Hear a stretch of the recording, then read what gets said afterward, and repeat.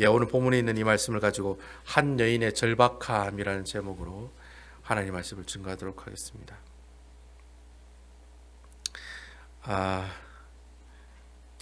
네. 오늘은 누가복음 강의 20번째 제가 말씀을 증거하고 있거든요. 그래서 누가복음 18장에 나오는 이 말씀은 여러분 잘 아시는 불의한 재판장에 관한 비유에 관한 말씀이 오늘 본문에 있는 말씀을 통해 이야기되고 있습니다. 죄송한데 볼륨을 한 칸만 더 올려주시면. 오늘 우리가 읽은 누가복음 18장 1절에서 8절 말씀은 여러분들 딱 보시면 불의한 재판장에 관한 이야기구나 이렇게 여러분 알 수 있는 그런 내용입니다. 여러분 한 번쯤 여러분 설교를 통해서도 들어본 말씀인데요. 사실 오늘 본문에 있는 이 말씀을 우리가 잘 이해하려면 앞에 누가복음 17장에 있는 말씀을 알고 계셔야지만이 오늘 이 말씀을 이해할 수가 있습니다.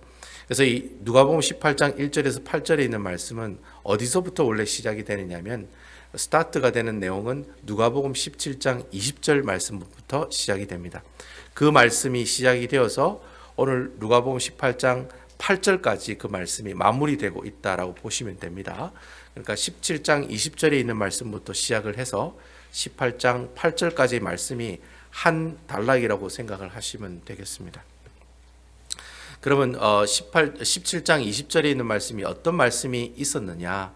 제가 어제 토요일 새벽기도 때 말씀을 드렸습니다. 그래서 제가 이래 말씀을 드리면 목사님 저는 토요일 새벽기도 안 나왔는데요. 그래서 여러분 토요일 새벽기도 말씀이 유튜브에 업로드가 오늘 아마 될 겁니다. 그래서 아마 집에 가실 때쯤 되면 제가 카톡으로 여러분들에게 보내드리도록 하겠습니다. 그래서 아마 집에 저녁 때쯤이 되시면 토요 새벽기도 설교 말씀이 여러분들이 아마 볼 수가 있을 거예요. 아마 여러분 보시고 예배를 드리신 분은 어떤 내용이라는 것 대충 알고 있을 겁니다.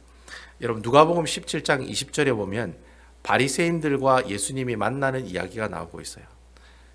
바리새인들이 예수님에게 질문을 던집니다. 뭐라고 질문을 던지느냐면 하나님의 나라가 어느 때에 임하니까 그렇게 질문을 던졌어요. 그러니까 하나님의 나라가 언제 옵니까? 라고 바리새인들이 예수님에게 질문을 던졌습니다. 그러자 예수님께서 그 대답에 대한 답으로 세 가지의 내용을 이야기를 하세요. 그래서 두 가지 내용은 부정에 관한 이야기고 부정문으로 되어 있고 하나는 긍정문으로 되어 있습니다. 그래서 그 세 가지 대답을 하시는데 첫 번째 대답은 뭐냐면은 하나님의 나라는 볼 수 있게 임하는 것이 아니다. 그렇게 이야기를 합니다. 그래서 바리새인들은 이 하나님의 나라가 눈에 보이는 것처럼 온다고 생각을 했습니다. 그래서 누군가가 혁명을 일으켜서 그 사람이 유대인의 왕이 되고 이 유대인을 로마의 지배로부터 벗어나게 해줄 것이다. 지금 예수님이 살던 시대 때는 로마라고 하는 사람들이 이 예루살렘 땅, 이 유대인 땅을 지배하고 있었던 때였습니다. 아시겠죠? 그래서 누군가가 나타나서 우리 민족을 구원해 줄 거다. 그래서 이 바리새인들은 하나님의 나라가 눈에 보이는 나라로 생각을 했어요. 근데 예수님께서는 아니다. 하나님의 나라는 눈에 보이는 것처럼 임하는 것이 아니다. 그렇게 첫 번째 얘기를 하시고요. 두 번째는 또 그렇기 때문에 하나님 나라는 여기 있다 저기 있다 이렇게 눈에 보이는 것이 아니기 때문에 여기 있다 저기 있다라고 말할 수가 없다. 저기가 하나님 나라네 라고 이야기할 수가 없다는 거예요. 눈에 보이지가 않기 때문에. 그리고 마지막 세 번째는 하나님의 나라는 너희 안에 있다라고 이렇게 이야기를 합니다. 이제 이건 긍정문이죠. 하나님의 나라는 너희 마음에 있다. 여러분 하나님의 나라가 너희 마음에 있다는 말은 내 마음에 하나님 나라가 있다는 말이 아닙니다. 여러분 이 말은 조금 다르게 설명하면 이 마이크가 이제 예수님이라고 생각하시면 이 예수님 주위로 쭉 누가 삥 둘러 있습니까? 바리새인들이 삥 둘러져 있습니다. 그러니까 바리새인들이 삥 둘러져 있는 가운데 그 바리새인들 안에 있는 누구에게 질문을 던진 거예요? 예수님에게 질문을 던졌다는 거예요. 그러니까 지금 바리새인들과 둘러싸여 있는 가운데 그 안에 계시는 분이 누구예요? 바로 예수님이라는 거죠. 그러니까 하나님의 나라가 너희 안에 있다는 말은 지금 네가 보고 있는 내가 누구라는 거예요? 하나님의 나라의 왕이 되고 하나님 나라를 주관하고 주체하는 왕으로 오신 하나님의 아들이다라는 것을 보여주고 있다라고 하는 겁니다. 그래서 이 바리새인들이 자기 눈앞에 하나님의 아들인 예수님을 보면서도 뭐예요? 하나님의 나라가 어디 있냐고 물어보는 그런 어리석음을 우리에게 보여주고 있다라는 거죠. 예수님 자체가 누구예요? 예수님이 이 땅에 오심으로 예수님께서 베들레헴의 마구간에서 태어나시면서부터 하나님의 나라가 어떻게 해요? 이 땅에 시작이 되고, 그리고 또 하나님의 나라가 시작됐다는 것을 예수님이 어떻게 보여주셨습니까? 죽은 사람을 살리기도 하고, 아픈 사람을 고치기도 하고, 귀신을 쫓아내기도 하고, 무리를 걸어가기도 하고, 오병이어로 기적을 일으키시기도 하고, 다 그렇게 수많은 기적과 이적과 치유의 내용을 보여주신 이유가 뭐냐니까, 이 땅에 뭐가 임했다? 하나님의 나라가 임했다는 것을 보여주고 있다는 거예요. 그러니까 그 하나님의 나라가 임하게 했던 그 주체가 되시는 분이 누구예요? 예수 그리스도라는 거예요. 그런데 바리새인들은 바로 그 예수님을 눈앞에 보고 있으면서도 하나님 나라가 어디 있어요? 라고 질문하고 있다는 거예요. 그래서 성경에 보면 눈이 있어도 보지 못하고 귀가 있어도 듣지 못하는 그런 어리석음의 모습들을 보여주고 있다라고 하는 겁니다. 아무쪼록 여러분, 하나님 나라가 이 땅에 왔다라는 거예요. 예수님께서 이 땅에 오심으로 하나님 나라는 이 땅에 오셨다. 그러면서 예수님이 뭐라고 얘기하시느냐면 인자의 날에 대해서 이야기하고 있어요. 그래서 여러분, 인자의 날이라는 것은 무슨 날이냐면 예수님께서 다시 재림하시는 날을 인자의 날이라고 이야기한다라는 겁니다. 예수님께서 다시 이 땅에 오시면 그날은 어떤 날이 되느냐? 세상은 하나님의 심판을 받는 날이 된다는 거죠. 그러니까 예수님께서 이 땅에 오신다는 말은 종말이 온다는 말이에요. 그 날을 예수님께서 뭐라고 표현하셨냐 하면은 인자의 날이다라고 이야기를 하셨다는 거죠. 그래서 예수님께서 그 바리새인들과 제자들에게 인자의 날이 오기 전에, 이렇게 인자의 날이 오기 전에 내가 할 일이 있다. 무슨 일이 있겠습니까? 예수님께서 십자가에 못 박혀 죽으시고 부활하시고 승천하시는 일이 있어야 되겠죠. 그죠? 그 일이 있어야지만이 앞으로 내가 다시 이 땅에 재림하는 그 인자의 날이 있을 것이다 라는 이야기를 계속해서 이 바리새인들에게 질문을 듣고 대답하면서 이야기를 하신다는 거죠. 그러면서 예수님께서 친절하게, 그러면 그때 그 예수님께서 재림하시는 그 날이 하나님의 심판의 날이라고 이야기를 했는데, 그럼 그 날이 어떤 날인지를 구약 성경에 있는 내용을 예를 들어서 설명하는 내용이 나와요. 바로 그때가 어떤 때입니까? 노아의 때와 같다라고 이야기를 하고, 그리고 또 하나는 롯의 때와 같다라고 이렇게 이야기를 하고 있다는 거예요. 그러니까 하나님이 심판의 날을 이야기하면 사람들이 이해를 못하니까 그날이 어떤 날이에요? 그날이 어떻게 와요? 라고 이렇게 질문을 던졌을 때 사람들에게 쉽게 이야기하기 위해서 예수님께서 구약 성경에 있는 두 가지 사건을 이야기한다는 거예요. 바로 노아가 어떻게 해요? 방주를 짓고 구원을 받고, 나머지 사람들은 다 어떻게 됐습니까? 코로 숨쉬는 모든 것들은 주님께서 다 어떻게 했습니까? 죽이셨다. 물로서 하나님의 심판을 가했던 그 노아의 때를 이야기해 주신다는 거예요. 내가 오면 이 세상을 심판하겠다는 그 모습이 바로 노아의 때 물로서 홍수로 심판했던 것처럼 그렇게 내가 심판할 거야 라고 이렇게 예를 들어서 설명하셨어요. 그리고 롯의 때를 또 설명하셨어요. 롯의 때는, 롯은 아브라함의 조카잖아요. 이 아브라함의 조카인 롯이 어디에 살고 있었습니까? 소돔과 고모라에 살고 있었다는 거예요. 근데 그 소돔과 고모라가 얼마나 타락했으면, 성적으로도 타락했으면 하나님께서 그 소돔과 고모라를 불과 유황으로 어떻게 해요? 심판하시겠다고 하잖아요. 그래서 결국에는 롯의 가족이 탈출하게 되고, 안타깝게도 롯의 아내는 뒤를 돌아보다가 결국 뭐가 됐습니까? 소금 기둥으로 변하게 되잖아요. 근데 롯과 그 딸들은 겨우 그 소돔 고모라에서 구원을 받게 되죠. 그래서 주님께서 이 롯의 때, 즉 소돔과 고모라를 심판하셨던 것처럼 어떻게 해요? 인자가 오는 그날은 바로 이렇게 내가 어떻게 하겠다? 심판하시겠다는 거예요. 그래서 주님께서 구약 성경에 나오는 이 노아의 때와 롯의 때, 이 두 때를 이야기하시면서 얘기하고 싶었던 이야기는 내가 이 땅에 오면 분명히 뭐 하겠다? 심판하시겠다는 거예요. 그걸 설명하려고 구약 성경에 나오는 이 두 사건을 언급하셨다. 그러면서 또 두 번째는 뭐예요? 네가 그렇게 하나님의 심판이 가까이 오니까 어떻게 하라는 거예요? 준비하라는 거예요. 그 얘기를 하고 싶어서 주님께서 인자의 날에 대한 이야기를 이 구약의 두 사건을 통해서 우리에게 이야기해 주고 있다라고 하는 겁니다. 자, 그러면 앞으로 주님께서 이 땅에 오시면 이 모든 세상을 심판하실 건데, 그날에 올 때는 주님께서 무엇으로 심판하신다고 그랬습니까? 불로 심판하시겠다고 그랬죠. 그래서 앞으로 주님이 언제 오실지는 모르겠지만 주님께서 이 땅에 오시면 이 세상을 심판하실 거라고요. 그러면 그 심판하는 이 세상에 살고 있는 우리들은 그럼 과연 무엇을 준비해야 되느냐? 그 준비하는 무엇을 준비해야 되느냐라는 질문에 대답을 하고 있는 내용이 나오고 있는 내용이 바로 오늘 우리가 읽은 누가복음 18장 1절에서 8절에 나오는 말씀이다라고 하는 겁니다. 그러면 우리가 과연 주님께서 오시는 그 심판의 날에 내가 예수를 믿는 사람이면, 내가 예수쟁이면 무엇을 준비해야 되느냐? 어떤 사람들은 죽기 전에 100만 불을 준비해야 된다고 그러고 200만 불짜리 집 사는 게 내 인생의 목표라고 생각하고 그렇게 사는 사람들도 있는데, 과연 우리 예수 믿는 사람은 뭘 준비해야 되느냐 말이죠. 그 이야기가 누가복음 18장에 나온다는 거예요. 그럼 우리 다 같이 누가복음 18장 1절에 있는 말씀 한번 여러분들 같이 한번 찾아서 읽어보도록 하겠습니다. 아마 여러분 프레젠테이션으로 아마 여러분 나갈 것 같아요. 가급적이면 성경을 봤으면 좋겠어요. 여러분 가급적이면 성경을 같이 여러분들 보고 읽었으면 좋겠습니다. 누가복음 18장 1절에 있는 말씀입니다. 우리 다 같이 한번 읽어보도록 하겠습니다. 다 같이 읽어보겠습니다. 시작.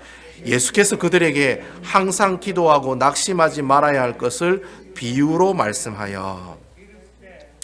비유로 말씀하여. 여기까지입니다.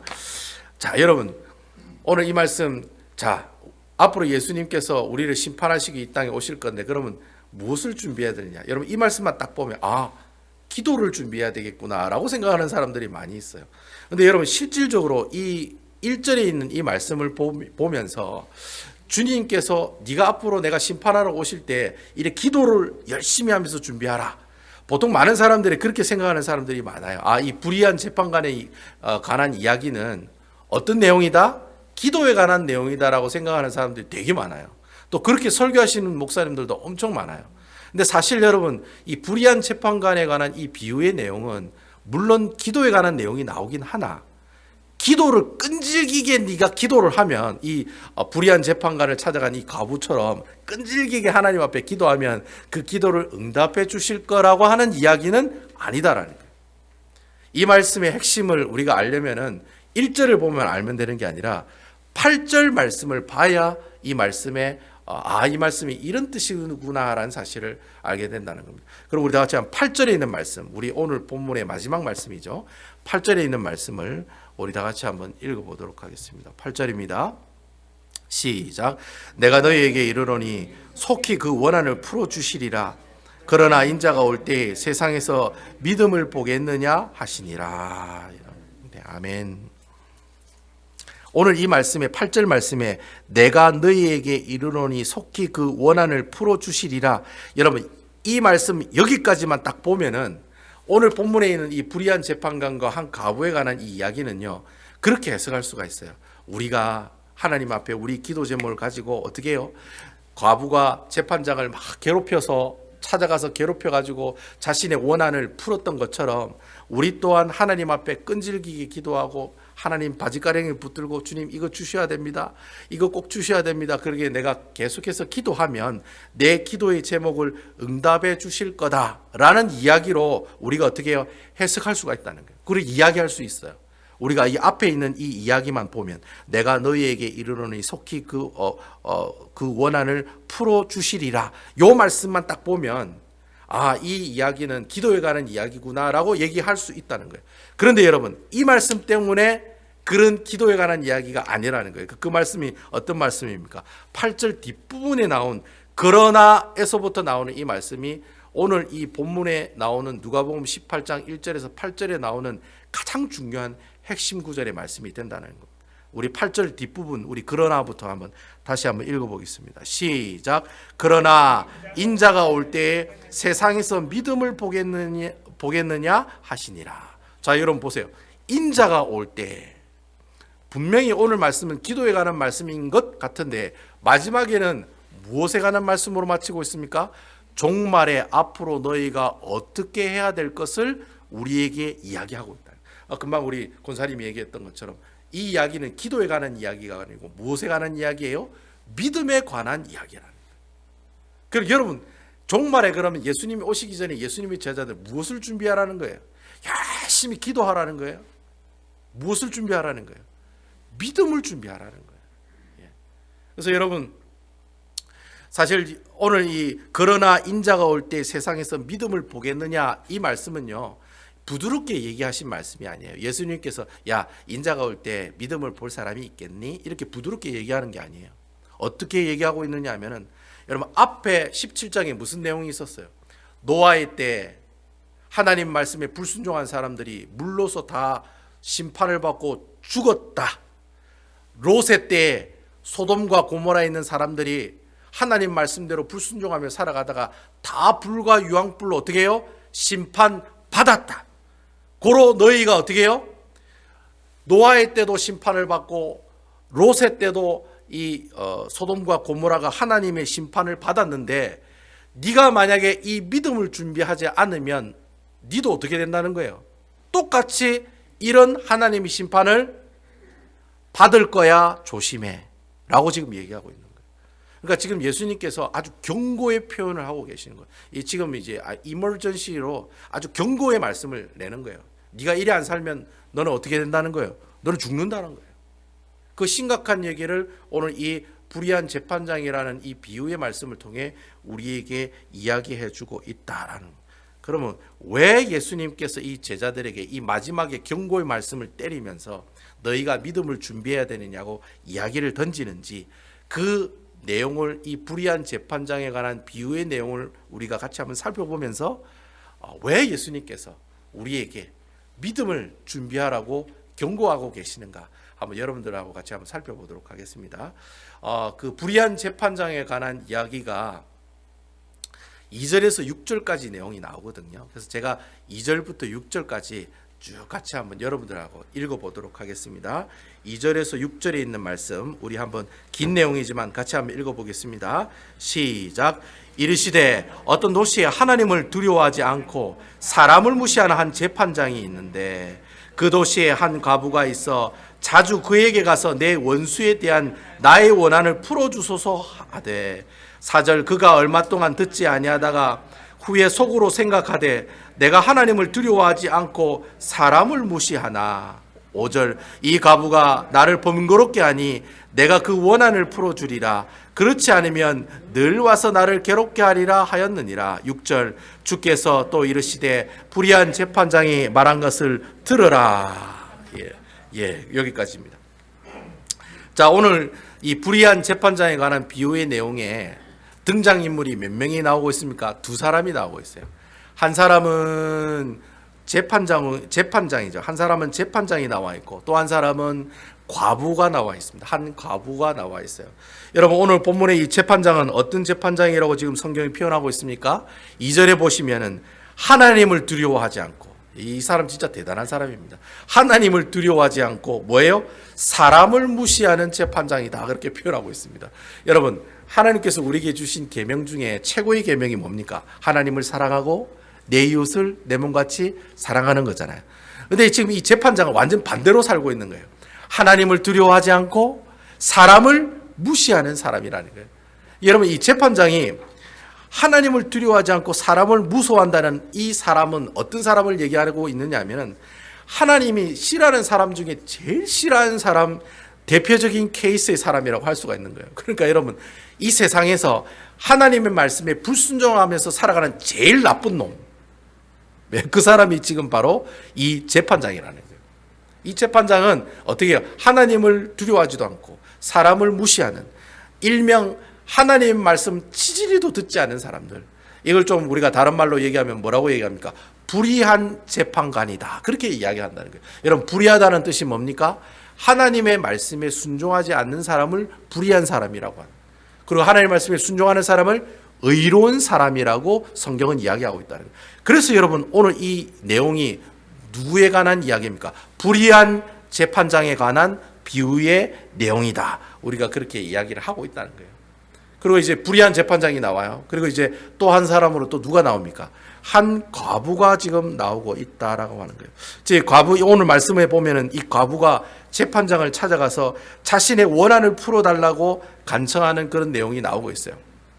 자, 여러분, 여기서 원한을 풀어달라고 할 때, 우리 원수의 원한을 풀어달라고 할 때, 여러분, 이 원한이라는 것은 내가 막 그 사람한테 막 복수하고 싶은 마음, 그게 아닙니다, 여러분. 여기서 말하는 이 원한이라는 것은 법적인 용어예요. 그러니까 이 과부가 어떤 소송을 받았거나 아니면 그 사람이 억울한 일이 있어서 법정에다 소송을 한 거예요. 자기가 법정에다 소송을 했으니까 이 재판장에게 어떻게 해달라고? 자기 자신을 변호해 달라고 지금 부탁하는 것을 원한을 가지고 그 재판장을 찾아갔다라고 성경은 이야기하고 있다라고 하는 겁니다. 근데 여러분 사실 이 과부인 한 여자가 재판장을 찾아가는 것은 그 당시 그 로마가 이 유대인을 지배하는 사회에서는 절대로 일어날 수 없는 일입니다. 여러분, 여자가 재판장에 가서 재판을 받을 수가 있어요, 없어요? 없어요. 여러분, 로마 시대 때 이 재판장에는 오직 누구만 갑니까? 오직 남자들만 들어갈 수가 있어요. 여자는 들어갈 수가 없어요. 그러니까 여러분, 이 과부가 이 재판장을 찾아갔다는 것 자체가 약간 좀 뭐예요? 약간 좀 넌센스 같은 그런 모습이 있을 수 있다라고 하는 것이죠. 재판을 받을 수도 없고, 그 당시 여자는 재판을 받을 수도 없고, 그리고 재판장 얼굴을 만나볼 수도 없다라는 거예요. 원래 그 시대가 그런 시대였어요. 그런데 오늘 성경은 이야기하기를 한 과부가 누구를 찾아가요? 재판장에 재판을 받으러 찾아갔다라는 거예요. 여러분, 이 말이 무슨 말입니까? 이 말이 무슨 말이냐면 사실은 이 여자가 재판을 받으러 가면 안 돼요. 누가 가야 됩니까? 가족들 중에 한 사람인 남자가 가야 돼요. 그러니까 그 과부의 뭐 친척인 남자가 대신 그 재판을 받으러 그 재판장에 가야 된다는 거예요. 그게 원래 율법적으로 맞다라는 거예요. 근데 여러분, 오늘 성경에 보니까 과부가 재판장을 직접 찾아갔대요. 이 말이 무슨 말이냐면 이 과부는 주위에 친족 가족들이 있다는 이야기입니까? 없다는 얘기입니까? 아무도 없는 진짜 생짜배기 어떻게 해요? 참으로 불쌍한 과부의 모습을 우리에게 보여주고 있다는 거예요. 정말 이 사람은요, 주위에 아무도 없는 거예요. 자기를 도와줄 수 있는 사람이 아무도 없는, 정말 세상에서 불쌍한 모든 불쌍함들을 다 가지고 있는 사람이 바로 오늘 본문에 나오는 이 과부의 모습이라는 겁니다. 여러분, 오늘 3절에 보면 이 과부가 이 재판장을 자주 만나러 갔다고 그래요. 자주. 왜 자주 갔을까요, 여러분? 왜 여러분, 그 당시에는 재판장에 자주 갈 필요가 없어요. 뭐가 있으면? 뇌물만 있으면. 재판장에게 뇌물만 주면 이 재판을 받는 사람은 재판장에 갈 필요가 없어요. 왜냐하면 재판장이 알아서 다 하니까. 그 당시에는 이 재판장에게 뇌물을 주는 것이 하나의 문화였습니다. 그러니까 여러분, 웬만한 사람들은 다 재판장에게 뇌물을 줄까요, 안 줄까요? 다 주는 거예요. 근데 이 여인은 그 뇌물을 줄 뇌물이 있을까요, 없을까요? 그것조차도 없는 지지리도 가난한 여자였다는 거예요. 그러니까 없어. 가진 것도 하나도 없어. 가족도 하나도 없어. 이렇게 세상에서 가장 불쌍한 여자가 바로 오늘 본문에 나오는 이 한 과부의 모습들이다라고 하는 거예요. 그래서 이 과부가 이제 5절에 있는 말씀에 보면은 어떤 모습을 우리에게 보여주고 있습니까? 우리 5절에 있는 내용 한번 다 같이 한번 읽어보겠습니다. 시작. 이 과부가 나를 번거롭게 하니 내가 그 원한을 풀어주리라. 그렇지 않으면 늘 와서 나를 괴롭게 하리라 하였느니라. 여러분, 오늘 말씀 보면 괴롭게 하리라라고 하는 단어가 있죠. 이 괴롭게 하리라고 하는 이 단어의 히브리 원뜻이 뭐냐니까 주먹으로 그 사람의 눈 밑을 치다라는 뜻이에요. 여러분, 히브리 원어로 보면 주먹으로 그 사람 눈 밑을 계속해서 친다는 뜻이에요. 그게 괴롭게 한다는 말이에요. 자, 그러면 여러분, 이 재판장이 얼마나 힘들은지 여러분 아시겠죠? 여러분 생각해 보세요. 여기 장로님이 주먹 쥐고 제 눈을 계속해서 밑에 막 이렇게 쳐요. 그러면 여러분, 제가 얼마나 괴롭겠어요. 만날 때마다 쳐요. 만날 때마다 계속 쳐요. 목사님 반가워요 하면서 막 주먹으로 눈 밑을 계속 치는 거예요. 그럼 눈을 계속 치면 이 눈이 어떻게 되겠습니까? 눈이 어떻게 되겠습니까, 여러분?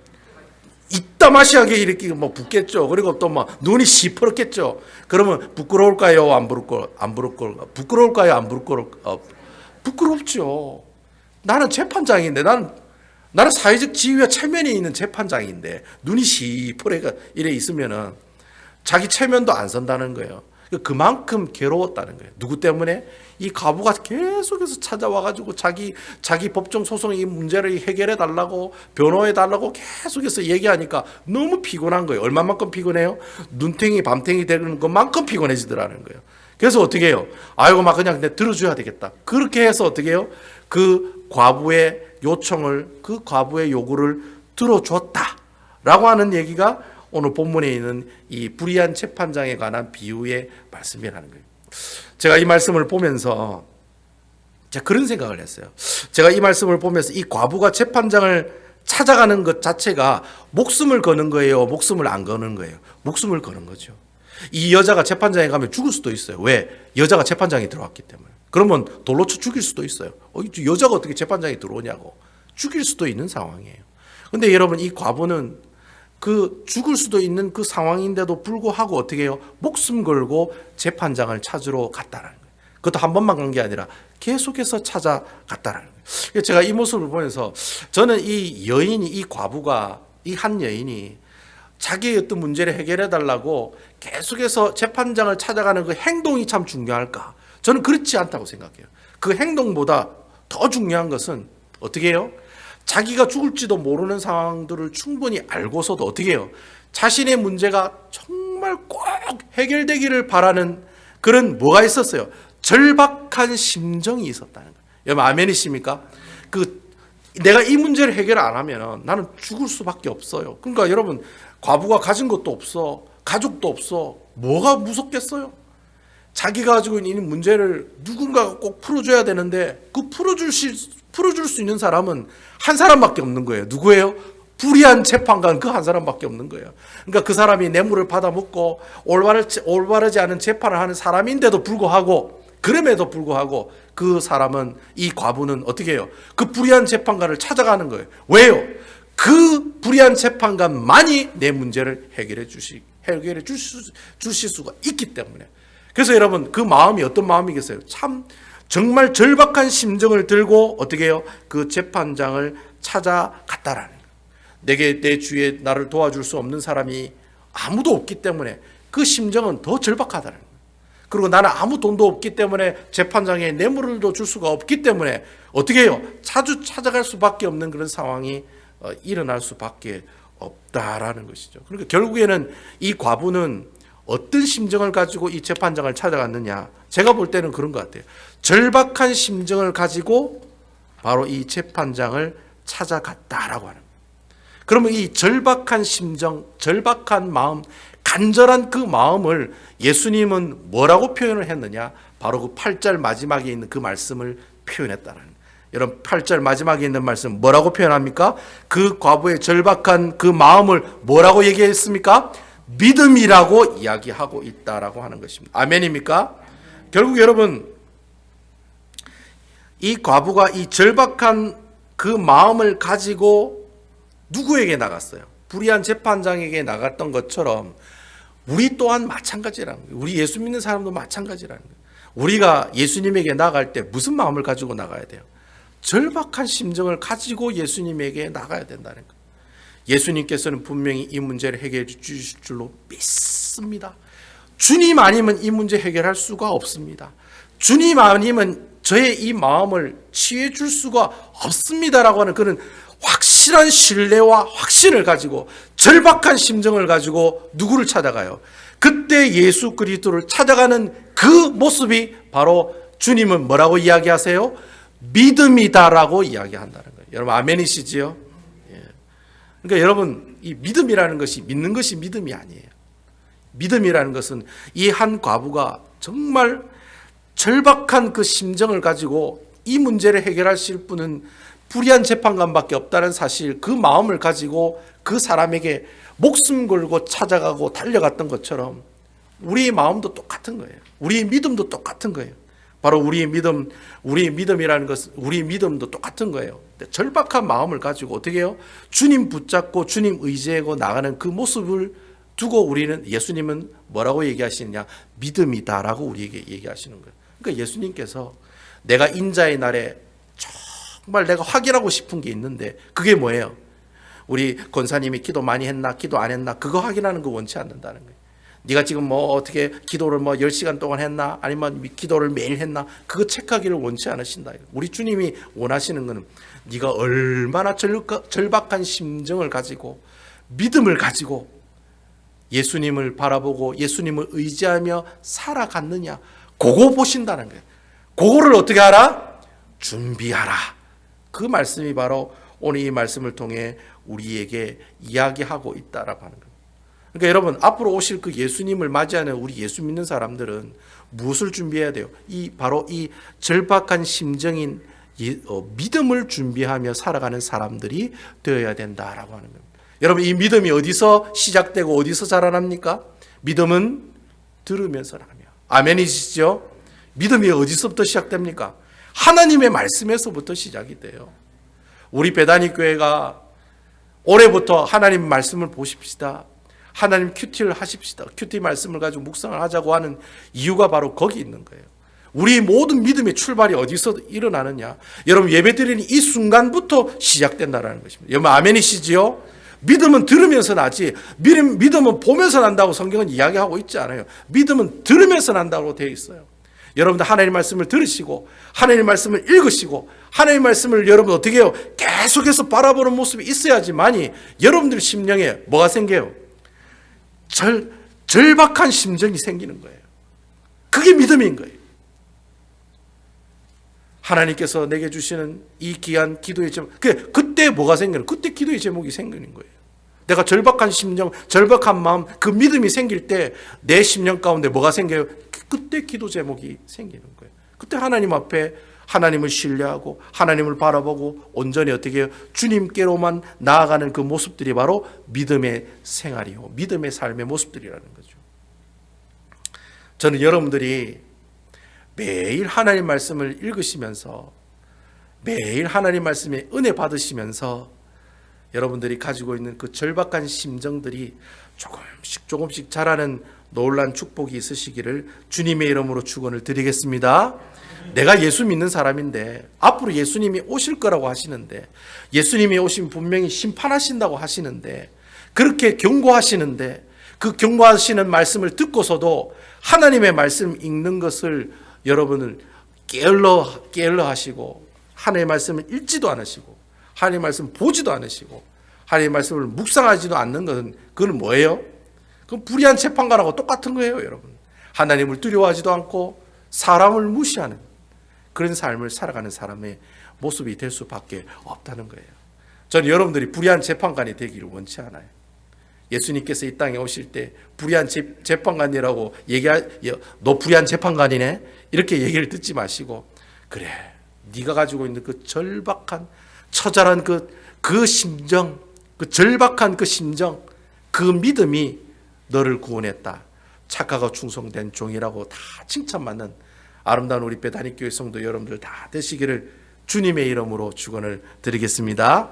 다 같이 따라했으면 좋겠습니다. 하나님의 말씀을 가까이 하고 읽는 그 사람에게 복이 있습니다. 여러분, 시편 1편의 1절에 보면 복 있는 사람이 어떤 사람입니까? 하나님의 말씀을 주야로 묵상하는 사람이 복 있다라고 시편 1편의 1절에 보면 말씀하고 있잖아요. 여러분, 시편 기자가 인생을 살아보니까 제일 중요한 게 하나님의 말씀을 읽고 묵상하는 게 제일 중요하더라. 그래서 여러분, 시편 1편에 제일 중요한 말씀을 제일 앞에 이야기하고 있다라는 거예요. 그러니까 여러분, 올해 꼭 여러분 맥체인 성경 읽기표에 따라서 성경 읽으셔서 꼭 성경 일독하시기 바랍니다. 여러분, 제가 이거 보여드리는데 이게 뭐고 이렇게 얘기하시는 분 있으시면 안 됩니다. 여러분, 이 맥체인 성경 읽기표 저는 없어요. 오늘 처음 왔는데요. 여러분, 저 뒤에 테이블에 가시면 이 성경 읽기표가 있습니다. 여러분, 이미 1월달, 2월달은 끝났습니다. 여러분, 문 목사 이렇게 꼬뼈 해놓은 거 다 보시죠. 이제 3월달이 시작됐어요. 여기 녹색으로 된 3월달 시작됐습니다. 여러분, 요거 맥체인 성경 읽기표 따라서 읽으시면 1년에 신약 2독, 구약 1독 하실 수 있습니다. 제가 여러분들께 분명히 말씀드렸듯이 올 12월 달에 제가 분명히 여러분들에게 물을 겁니다. 성경 1독 하셨냐고, 맥체인 성경 다 읽으셨냐고. 여러분, 그렇게 제가 질문을 했을 때 목사님 1독 다 했어요 라고 하는 그런 기쁜 소식이 여기저기서 다 들렸으면 좋겠습니다. 하나님의 말씀을 읽고 묵상하는 것이 내게 복일 줄로 믿으시기 바랍니다. 아무쪼록 이 말씀이 여러분들의 삶을 인도하시고 말씀을 통해 그 과부가 가졌던 그 절박한 심정들이 여러분들 마음속에 자라나서 정말 하나님이 주신 그 아름다운 믿음을 통해서 주님께 영광 돌리며 살아가는 우리 아름다운 베다니 교회 성도 여러분들 다 되시기를 주님의 이름으로 축원드리겠습니다.